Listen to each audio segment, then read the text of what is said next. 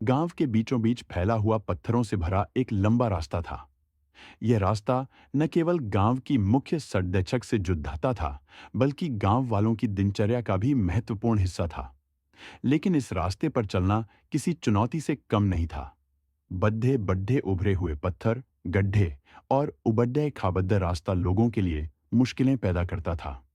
बरसात के दिनों में यह समस्या और भी गंभीर हो जाती थी। गांव के बुजुर्गों, बच्चों और महिलाओं के लिए यह रास्ता एक दुष्कर यात्रा बन गया था।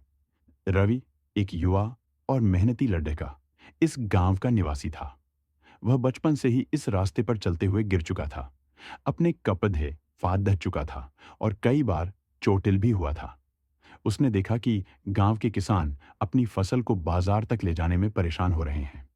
स्कूली बच्चे समय पर स्कूल नहीं पहुंच पाते और गांव की महिलाएं भी पानी भरने या बाजार जाने में परेशान हो जाती थीं। रवि के मन में इस समस्या को सुलझाने का विचार उठता रहा, लेकिन उसे कोई राह नहीं सूझी।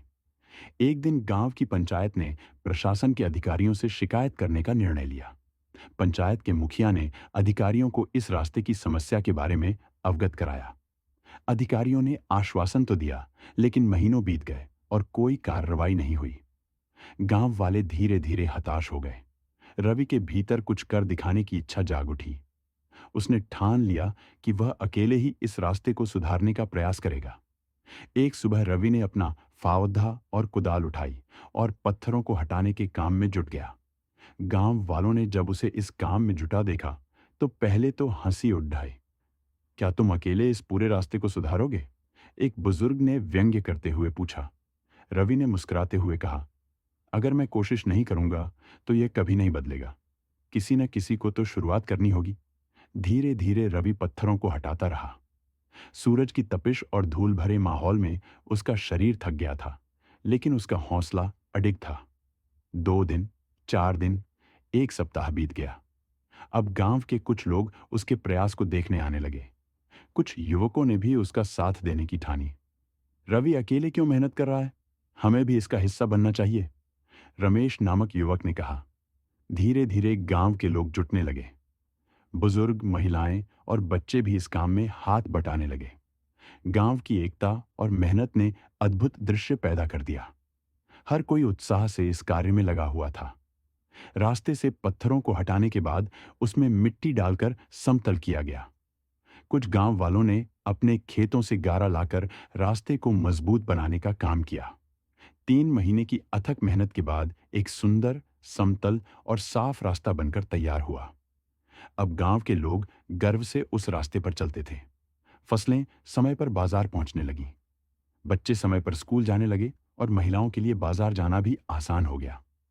पूरा गांव खुशी से झूम उठा। गांव के मुखिया ने पंचायत में घोषणा की, रवि ने जो काम किया है वह हम सबके लिए एक प्रेरणा है। उसकी धैर्य और मेहनत ने यह चमत्कार कर दिखाया है। हमें गर्व है कि हमारा गांव अब अन्य गांवों के लिए एक मिसाल बन गया है।